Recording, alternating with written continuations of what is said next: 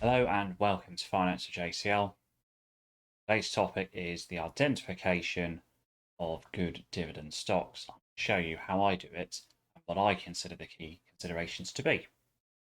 So for me, there are four key steps for dividend investing. As you can see on screen, I look at my strategy.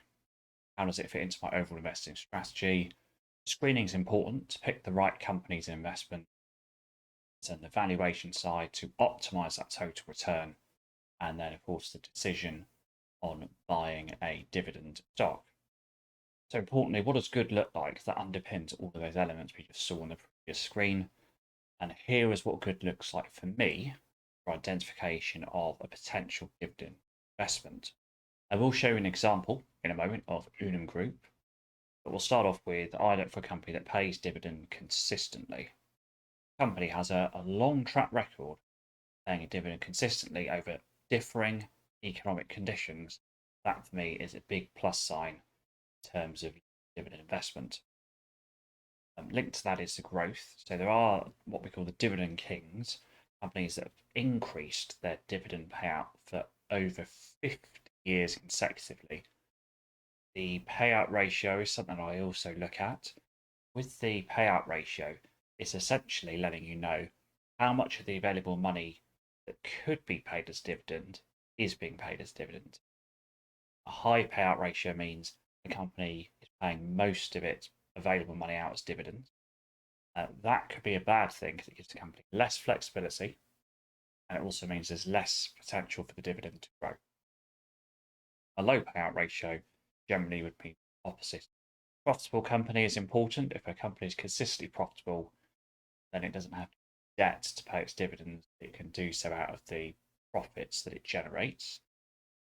Debt could be a concern because some companies do rely on debt to pay their dividend, or they will increase its dividend by increasing debt, which in the long term isn't a sustainable solution.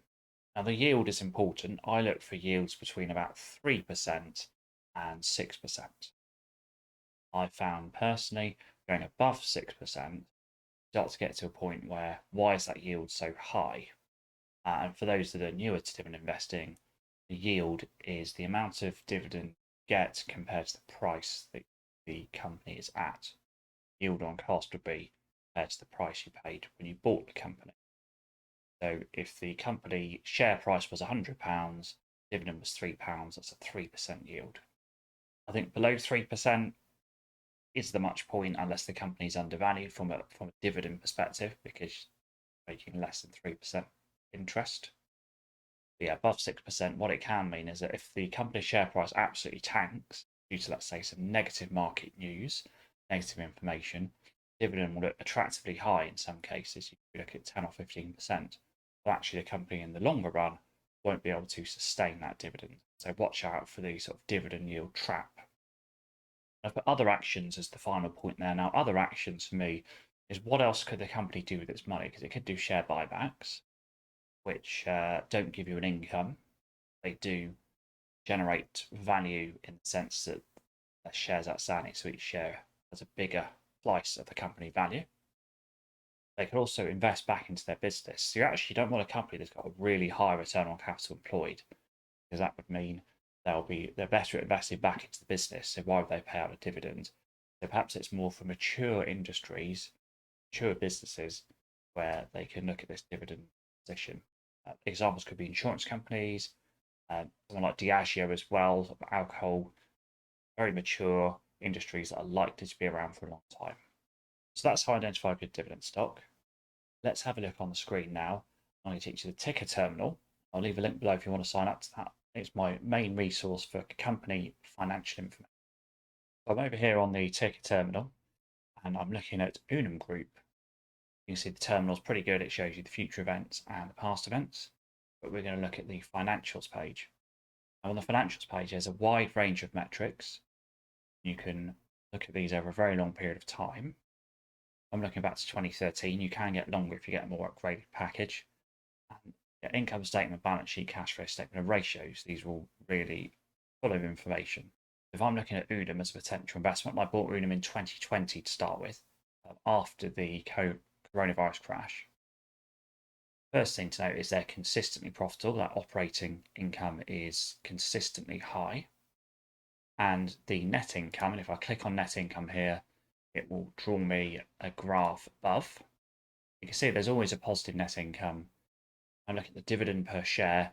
You see it's gone 57 cents and increased every single year. Again, you can see that here if you prefer the graphical format, and even in a line graph. Basically, you see the trend. That's quite a nice line going upwards. Now, the payout ratio is an interesting one here. You can see the payout ratio is never above 50%. And in fact, generally it's below 30%. So on the face of it, this could be quite an interesting company. Now, flicking to the ratios page, here is the debt to equity. And the debt to equity, yes, there's a drop up there, but the scale's a bit misleading because it's 30% to 31% to 37%. That's still a very low debt to equity. So the last 10 years, that's debt to equity has been in that 30% range and it's been low. So I'm thinking, again, good company from a dividend perspective. And also here looking at the interest cover, ideally what 10 times or above. So this has been a little bit lower in the past, down to 6. I think 6 is probably the minimum. 1 year here, 2018, it was actually below 5, a little bit risky, but generally speaking, interest coverage is okay and that's certainly improving. So those are some of the factors that I mentioned, and this is how you can find it. TIKR terminal, nice and easy, good graphical format. The other thing I should have mentioned is the share buybacks. If we have a look here, you can see share buybacks change year on year. They've actually been doing some buybacks in most of the years as well. Finally, I also should mention the dividend yield. See here, historic dividend yield. So again, this is quite handy for research purposes. See that historic dividend yield has actually been quite low. 2019, 4%, 2020, 5%. I've got it on an annual view, you can also look quarterly, but as the market price dropped after COVID, that yield suddenly went into that attractive range, and it's still 3.2%. So that sort of covers most of those metrics we looked at earlier in the video. Check out my portfolio playlist, videos on screen now. Find out more about how dividend stocks perform in my portfolio and how they fit into my overall strategy. Thanks and see you there.